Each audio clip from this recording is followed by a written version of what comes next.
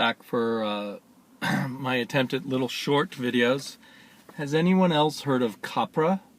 This is a compendium of 3 issues of Copra.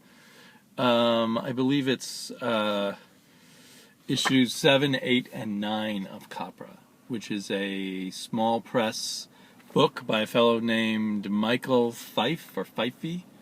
And I just picked it up at random. It looked kind of cool. I liked the cover, and I was trying to find some really truly independent underground kind of books.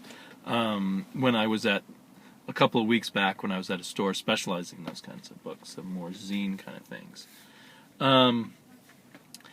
But after I read most of the first issue, I read somewhere that this is a fairly well-known book, and it's at least on the people who follow cooler independent books, and it's Michael Fife's tribute to the Secret Six, as done by John Ostrander, which I assume would be the 80s, I don't know, or the 90s.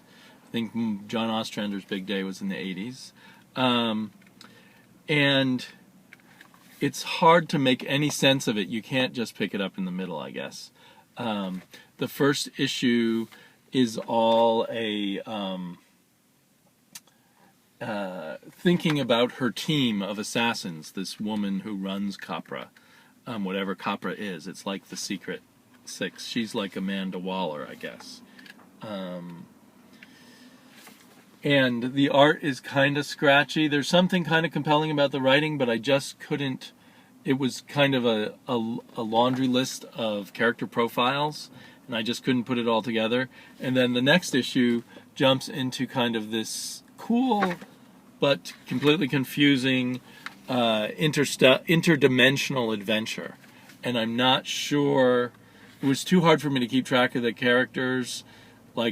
I'm sure most of the characters here out of costume were in the previous issue, but they didn't sink in enough in my head, and I can't tell what they're after and what they're trying to do. I really enjoyed the visuals of these second 2 issues. So the interesting thing about Michael Fife is he's about to start writing for Marvel. Look how Doctor Strange-ish this is. Very cool visuals. I kind of wish he was drawing for Marvel, with a little fancier coloring and maybe some more detail put into these images. But he's going to be writing the Ultimates when that is rebooted. And I just heard Brian Michael Bendis on Word Balloon talking about how he recruited Michael Fifey,